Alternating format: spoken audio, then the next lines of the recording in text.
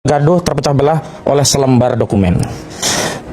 Rasulullah SAW bersabda, beliau sampaikan demikian, khayaru a'immatikum alladhina tuhibbunahum wa yuhibbunakum wa yusalluna alaikum wa tusalluna alaihim wa syiraru a'immatikum alladhina tubghidunahum wa yubghidunakum wa tal'anunahum wa yal'anunakum. Rasulullah bersabda, sebaik-baik pemimpin di antara kalian adalah pemimpin yang mereka mencintai kalian dan kalian mencintai mereka. Mereka mendoakan kalian dan kalian mendoakan mereka.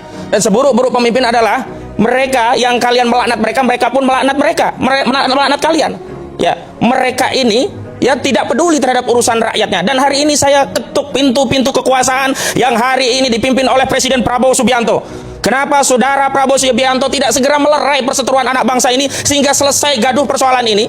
Kenapa untuk urusan yang berkaitan dengan beras oplos langsung direspon oleh Presiden dan segera dilerai kegaduhan akibat beras oplos?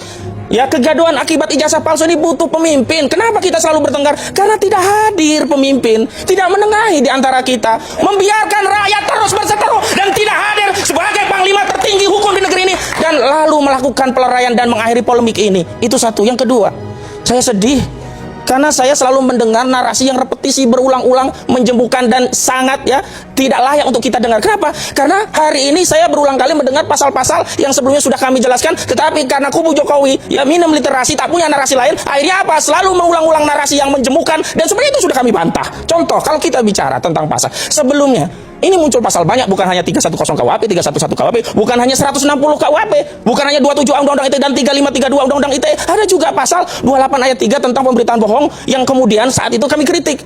Saudara Peradi Bersatu melaporkan ada kabar bohong, tetapi ketika SPDP turun ternyata tidak ada yang atas nama Peradi Bersatu, lalu hilanglah pasal ini. Artinya apa? Tidak relevan. Yang kedua, kalau kita bicara pasal 3537, Pak Jokowi contohlah Pak JK.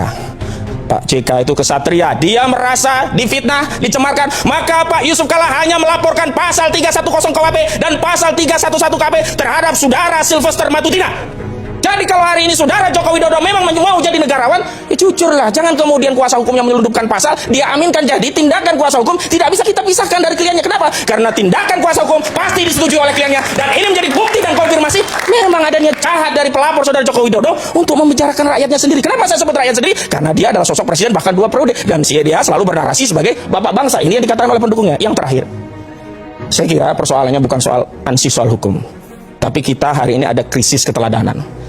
Dan kami ya mendampingi Pak Roy dan yang lainnya itu agar masih ada harapan di Republik ini, bahwa masih ada yang bisa diteladani, masih ada yang jujur, masih ada yang punya sikap negarawan yang kita harapkan bisa menyelamatkan negeri ini yang sudah kacau balau. Luar biasa negeri kita ini. Lalu apakah kita rela, apalagi ridho, tidak malu mewariskan legasi sejarah bangsa Indonesia kepada generasi selanjutnya dengan noda hitam pernah dipimpin oleh seorang presiden 2 periode tertuduh ijazahnya palsu? Maka hari ini harus diselesaikan di periode kita. Kalau tidak kita, siapa lagi? Itu dari saya. Assalamualaikum warahmatullahi wabarakatuh. Silakan, Mas.